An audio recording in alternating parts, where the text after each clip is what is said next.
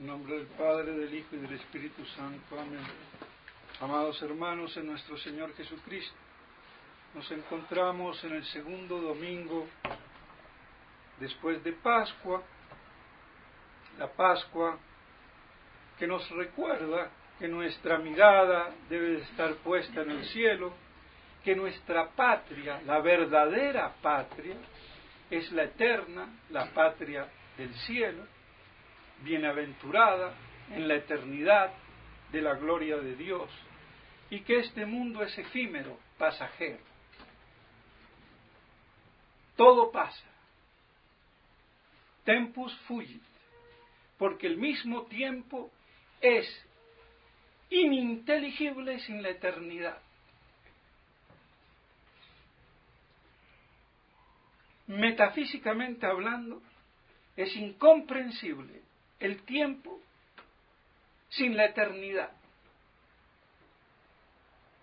como es incomprensible la criatura sin el Creador, como es incomprensible un efecto sin la causa.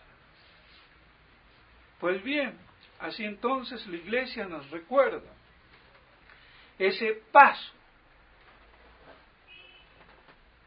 de este mundo efímero, contingente, que eso quiere decir contingente, no posible, sino caduco, efímero, pasajero. Otro problema filosófico que hay. Lo contingente es lo pasajero, lo que no permanece en el ser. Pues bien, así entonces estamos de paso en esta tierra y debemos de tener nuestra mirada puesta en las cosas eternas, en las cosas de Dios, porque eso es el cielo, Dios.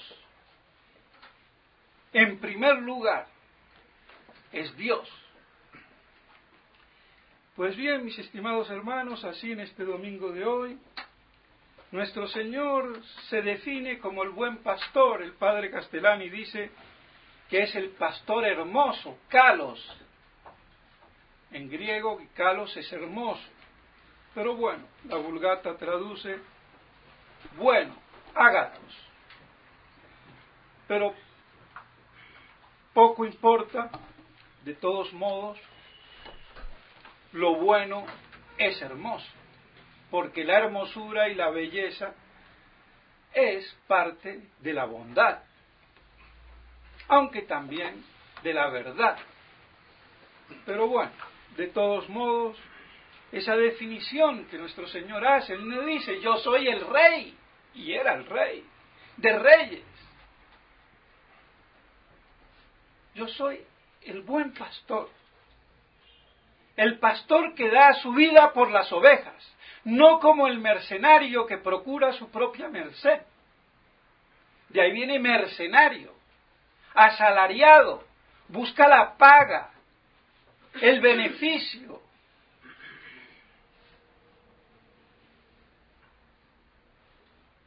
Por eso es mercenario.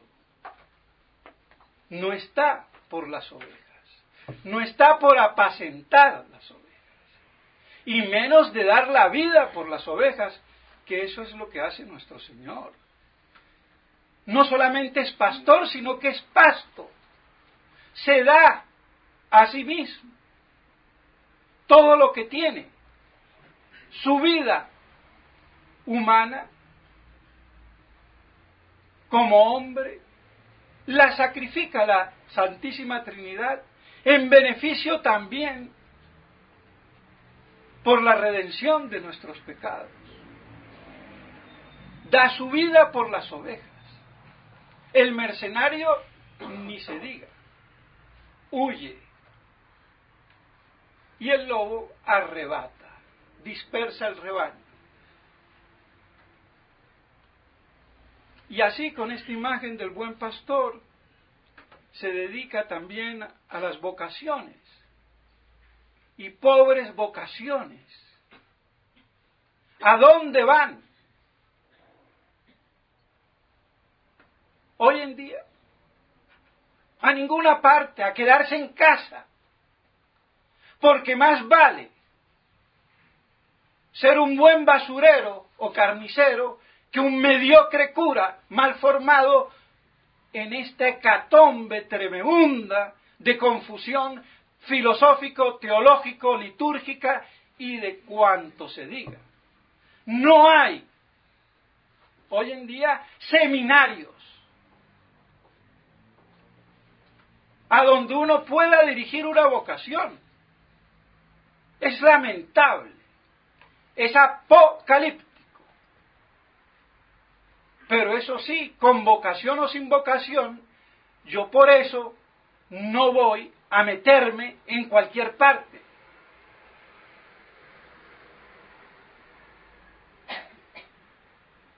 ¿Quiénes son los que más sufren las vocaciones? Y lo que decía el padre Castellani hace mucho tiempo para las mujeres, hablando de las monjitas, y ahora habría que decir para los monjes, monjos, curas y lo que sea. Quedarse en casa. ¿A dónde va a ir la monjita?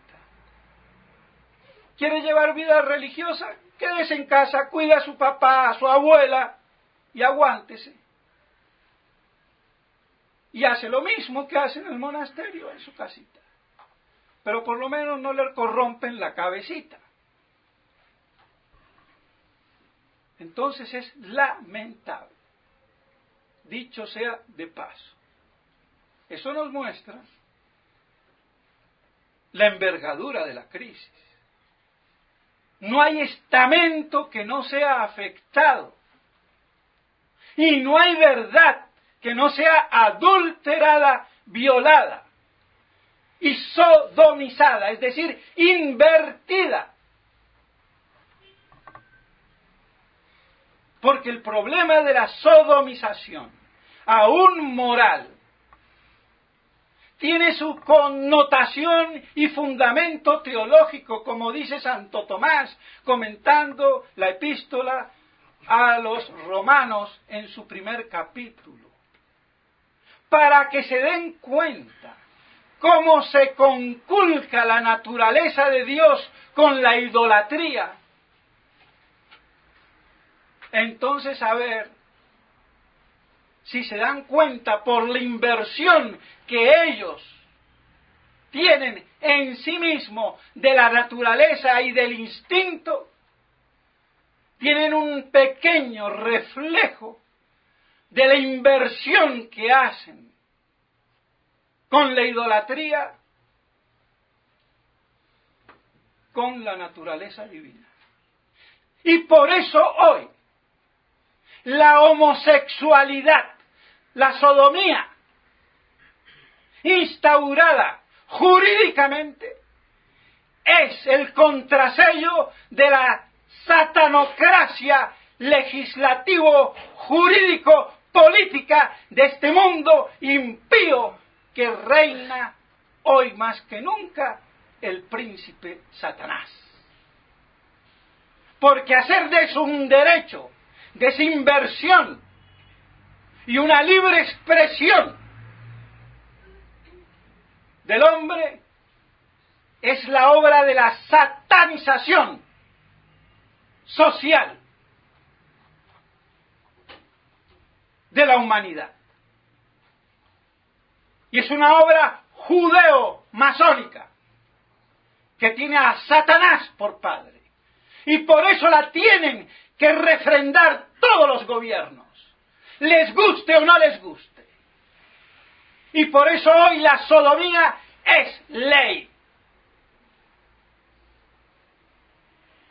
Y a ver quién lo ha dicho y lo explica teológicamente, que yo sepa ninguno. Pues tiene que haber alguien en la iglesia que lo diga. Pero no, ¿quién soy yo para juzgar? Pedazo de animal. Tú no serás nadie para juzgar, porque eres un papanata. Pero si fueras un ministro de la iglesia, tienes que juzgar conforme a los cánones y parámetros de la teología y de la religión y de la iglesia. Así que esa respuesta muy light, muy dulce, muy humilde, es satánica. O por lo menos como Pilato, me lavo las manos, democráticamente. Pues bien, así mis estimados hermanos, tenemos que nuestro Señor es el buen pastor. Y están los mercenarios. Son los malos pastores, como dice Santo Tomás, los prelados. O sea que de papa, cardenal, obispo y para abajo. Porque el pez se pudre por la cabeza.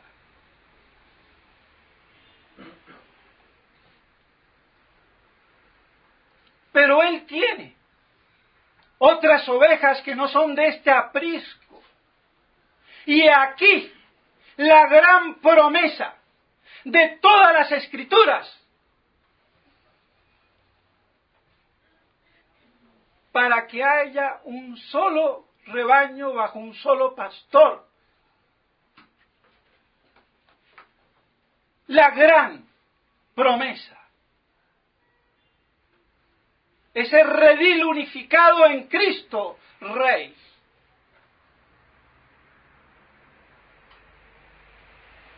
Y eso acontecerá en el milenio, en ese reino milenario de Cristo Rey, después de su segunda venida, el día de la parusía. Y eso es lo que no soporta el príncipe maldito de este mundo, Satanás. Y por eso todos los antimilenarismos y todas las herejías que vienen desde el inicio hasta la disputa con San Juan, que no se atrevió a entrar en Éfeso, en los baños públicos,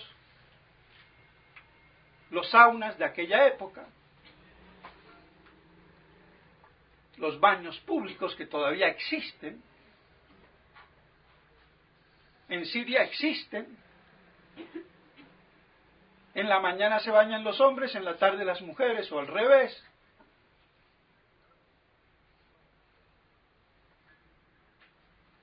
Se entiende, no era fácil calentar agua, se calienta y en público, pues sin que eso deje de ser indecencia, era la costumbre, y es la costumbre.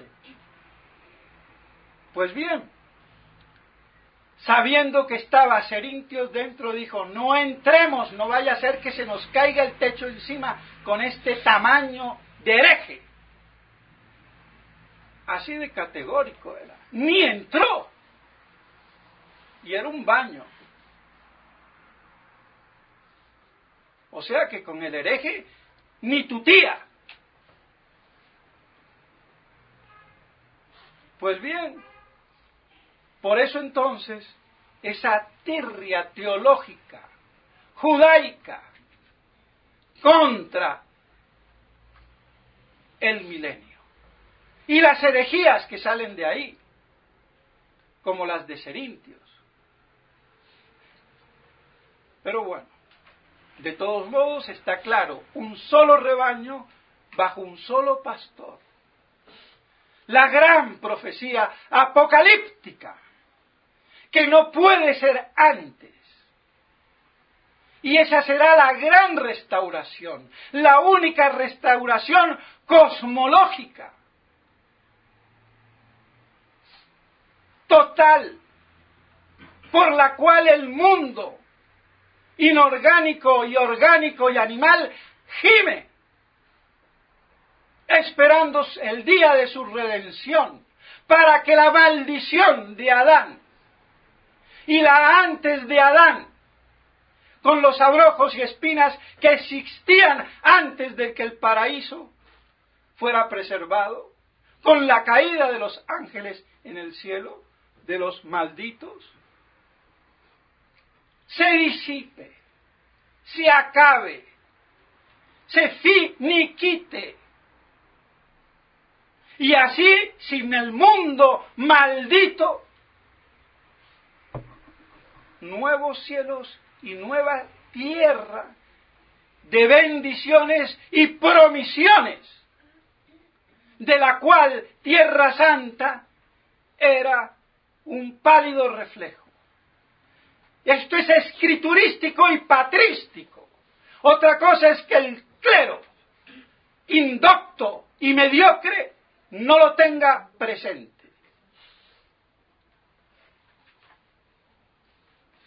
Y por eso entonces esa exuberancia manifestada por algunos padres de una forma cuantitativa, como para dar una imagen de esa bendición, de este mundo vuelto una tierra de promisión, sin la maldición acontecida por el doble pecado angélico y el de Adán, más los nuestros ni se diga. Por eso el mundo está maldito y nos transige una maldición y no un karma, como dicen los imbéciles budistas o medio no sé qué.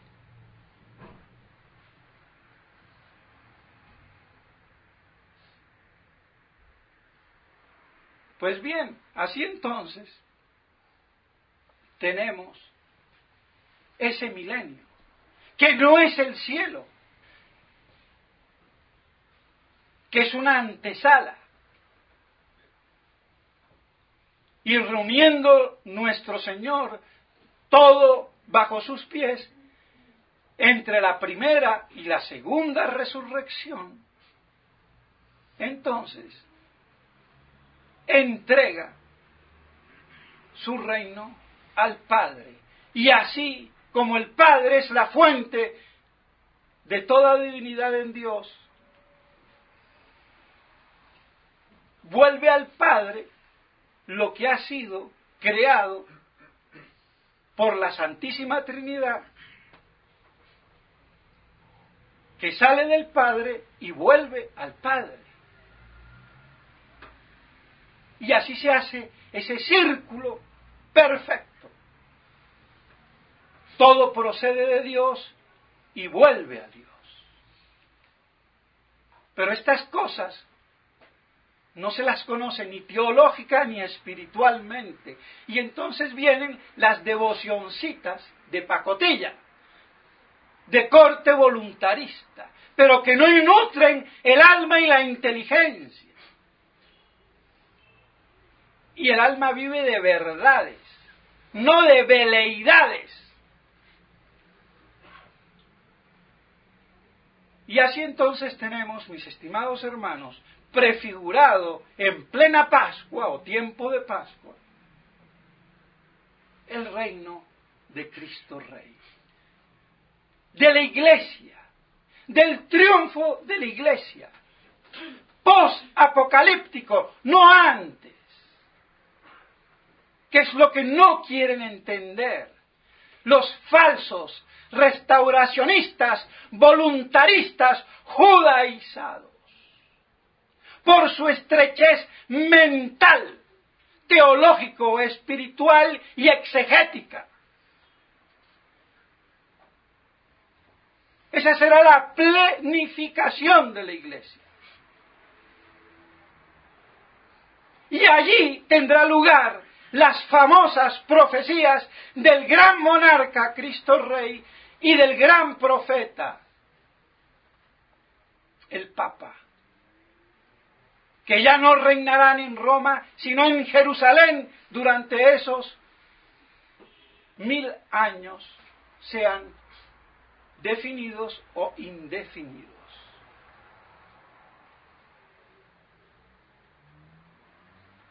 Y la tergiversación de ese gran profeta y de ese gran monarca, como remedio satánico con el profeta o anticristo religioso y el anticristo político. Cómo Satanás desvirtúa toda verdad basado en la verdad que él conculca.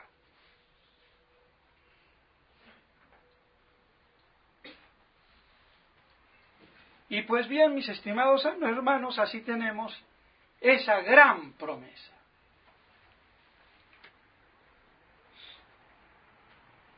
Y por eso la quieren realizar satánicamente con el ecumenismo, sin dogmas que dividan. Y es lo que está hoy aconteciendo con la pseudoiglesia,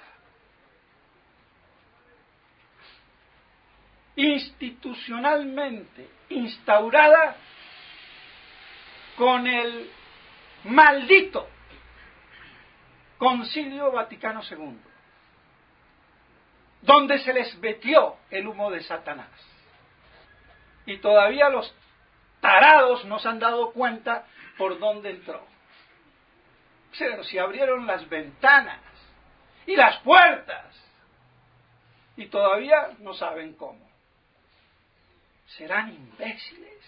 Pero claro, infinito es su número. Y bien, mis estimados hermanos, hasta aquí podría parar y concluir redondeando el tema. Pero es que la insistencia, la persistencia y la obsesión llegan al paróximo con los eleison de su majestad, Monseñor Williamson. Quiere imponer a todo precio una opinión teológica refutada por San Roberto Bellarmino.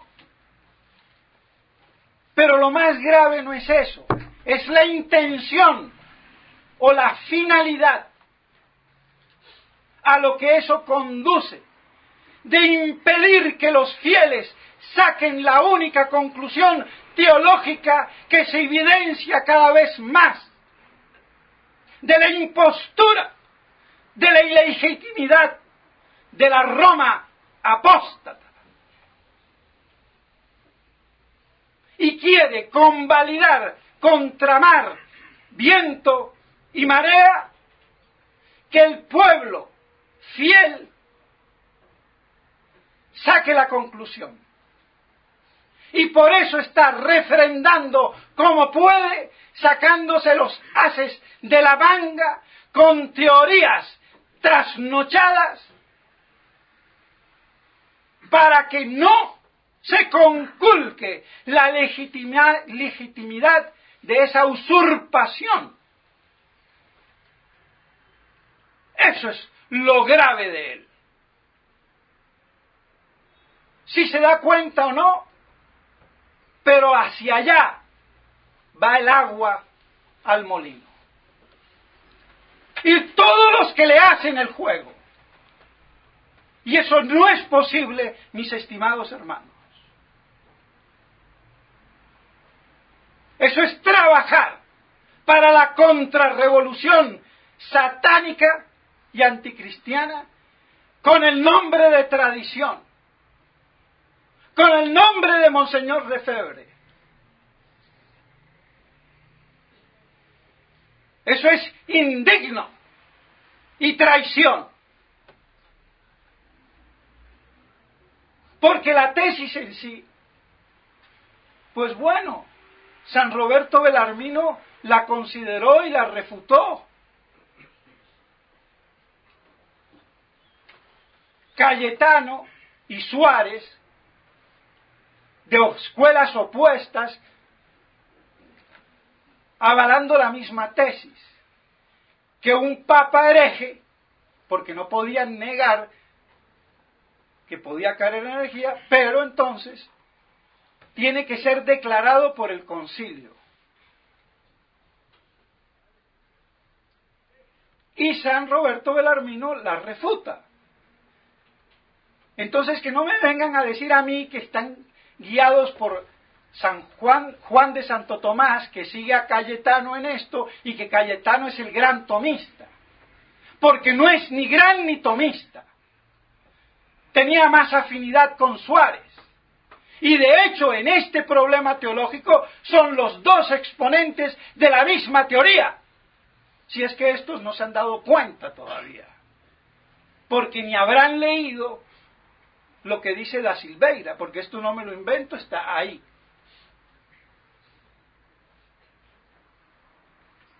Y la refuta. Sencillamente. Porque la herejía cae por su propio peso. No necesita declaraciones. Y por estar el Papa jurídicamente por encima de concilios, pero no por encima de la ley divina, que aunque tenga el poder supremo, no quiere decir que voluntaristamente hace lo que se le dé la gana, como no lo hacía mucho menos el gran monarca español absoluto, no absolutista, como podía ser en España con Felipe II, que tenía por encima la ley divina y la natural. Y era absoluto. ¿Por qué? Porque ¿quién lo iba a juzgar? Pero lo juzga Dios y la ley. Entonces, no tengamos una concepción voluntarista del poder supremo, ni de la autoridad absoluta. No endiosemos ni a los monarcas ni a los papas, que no son dioses, por infalibles que sean los papas. Es que les falta el ABC, porque son voluntaristas. Autoridad que no abusa no se respeta, dijo el Chibcha, jurídicamente hablando, abogado. No digo el nombre porque lo conoce todo el mundo.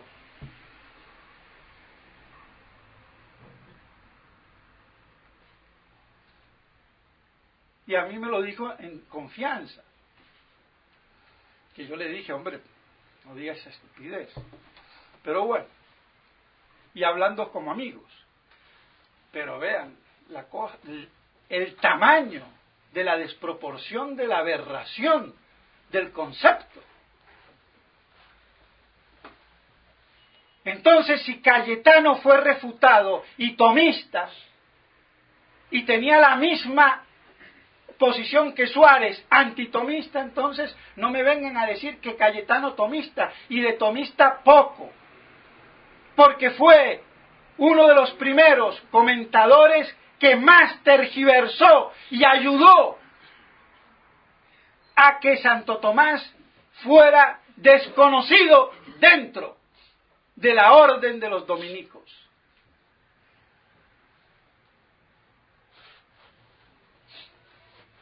Y la prueba está que el famoso modo sustancial que vienen de Suárez lo tienen lo que se dice filosofía tomista. Cómo los extremos se juntan. Entonces no me vengan a decir el gran Cayetano, ni el gran Juan de Santo Tomás, que definió hegelianamente y gnósticamente a Dios. El constitutivo formal de Dios es la inteligencia. No, es la plenitud de ser. Y por ser plenitud de ser, es inteligencia pura, es vida pura, es acto puro, es eterno, es infinito, y todo lo que de allí sale. Entonces, estos de tomismo, de filosofía, poco saben. Y esto es una disputa de 500 años, no es de hoy. Pero que no la vengan a refrendar como si fuéramos ignaros como ellos. Porque hoy ya se tiene que saber que la escuela tomista fue adulterada, inficionada con las ideas suarecianas, ocamistas, nominalistas y voluntaristas. Y el que no sabe eso, no sabe nada. Y eso es lo que pasa, no saben nada. Por eso poca filosofía, metafísica ni se diga, y teología pues, ahí está. Así llegamos al Gran Concilio Vaticano II. Pues bien, entonces, no me venga, monseñor, a reivindicar teorías refutadas y los padres de Abrillé, que ellos no tenían esta teoría.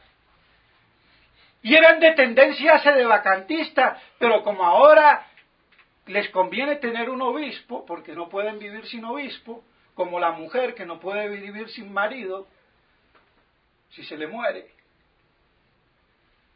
Pero por algo dijo San Pablo, las mujeres viudas sí sirven, pero ya las viudas de segundas nupcias, no, aléjate de ellas. Por algo será. Que valgan las comparaciones. Pero ¿a cuento de qué me vienen a sacar los padres de Abrillé una teoría refutada por San Roberto Belarmino? ¿Son tontos o qué? Ah, porque es que no hay que decir que el Papa dejó de ser Papa automáticamente por su herejía pública, notoria y manifiesta. ¿Pero qué quieres? Si hasta me lo dijo San Pablo en la epístola a los Gálatas, quien viniere y os dijese algo distinto de lo que habéis oído, aunque sea un ángel del cielo, anatema sit. No dice que el concilio lo juzgue. Y un ángel del cielo es más que un papa. Entonces, ¿qué vienen a molestar? Es que no piensan a medias. Formulan a medias, son miopes.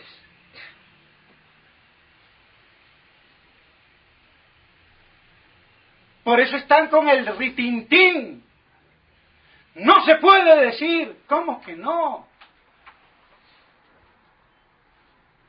La herejía no tiene que ser declarada jurídicamente para yo reconocer al hereje. Como no tiene el asesino que ser juzgado por el juez jurídicamente si yo lo vi que lo mató al otro, a mansalva. Ah, no, hasta que no lo juzgue el juez, yo. Y además, hay un estado perentorio en esos casos, aún con la supuesta teoría de Cayetano y de Suárez.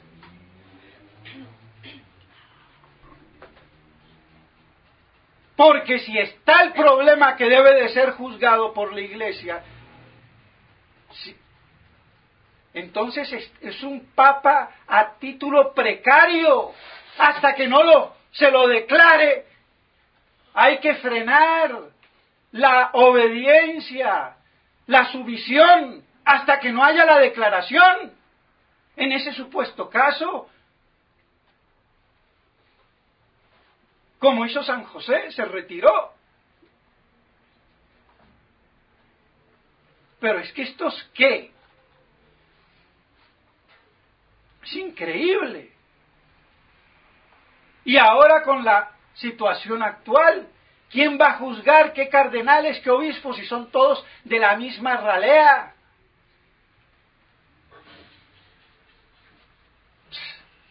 Han vuelto el Vaticano un prostíbulo religioso.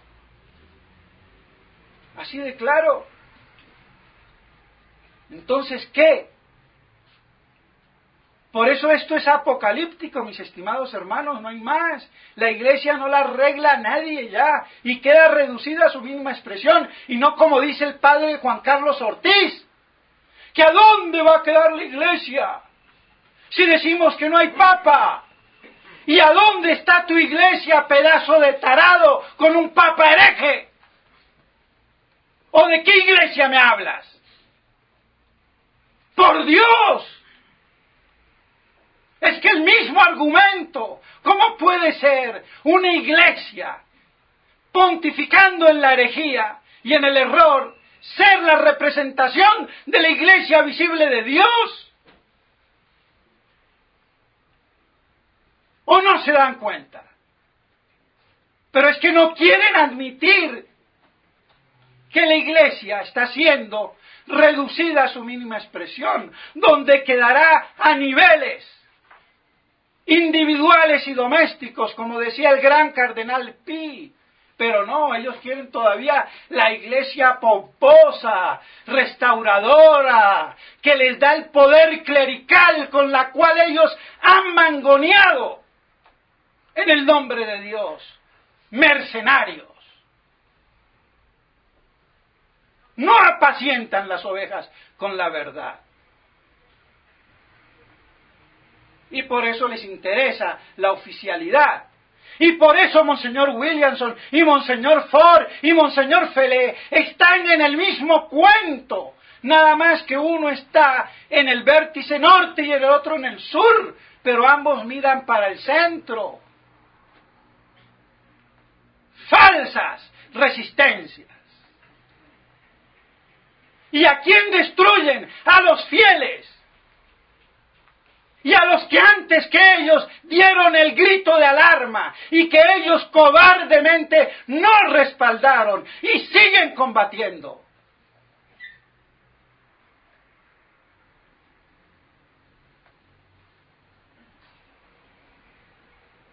Es lamentable. Y ahora, como tienen a todos los monjes agarrados de las ordenaciones, claro. Pero hablemos claro. Y no impidamos que los fieles saquen la única conclusión. Pero ¿por qué ellos hacen eso? Porque en el fondo hay un problema teológico. Y es que ellos quieren o creen que el Papa es Papa por fe. Y voy a dar una explicación que ya le he dado. Ellos creen que es de fe, que este Papa, aquí ahora, tiene que ser Papa. Como estúpido sería yo si creo que es de fe, que esta hostia que tengo aquí en el sagrario está consagrada. No es de fe. Hereje me van a decir. No, imbécil. Estudia.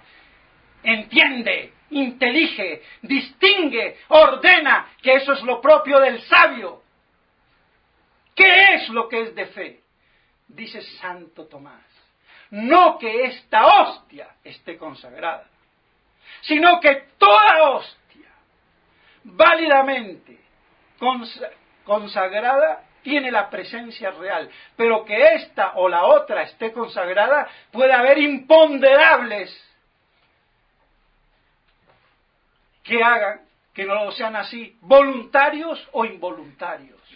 Y por eso la fe no claudica cuando un cura dice arriba Perico en vez de consagrar, como pasó en España. Y por eso Santo Tomás dice la fe no se equivoca, aunque el sacerdote se haya equivocado voluntaria o involuntariamente al decir las palabras, o la materia, que no ha sido la correcta. ¿Se equivocó el pobre fiel que fue a comulgar? No. Porque él no tiene fe en que eso que está comulgando está consagrado. Debiera de estar consagrado si ha sido legítimamente dentro de los cánones, si no, no. Y en eso consiste su acto de fe. Entonces lo mismo, este Papa, lo que es de fe, es que todo Papa legítimo es verdadero Papa. Pero primero hay que ver si es legítimo. Porque ilegítimos no tenemos más de 40 antipapas en la historia de la Iglesia, y el mismo San Vicente Ferrer creyó durante años que el falso Papa era el Papa, en contra de lo que decía Santa Catalina, y por eso dejó de ser santo. El que no entienda esto no puede hacer filosofía ni teología, y que no lo entienda un monseñor, un obispo o un sacerdote, más vale que se hubiera dedicado a vender pepinos en el mercado.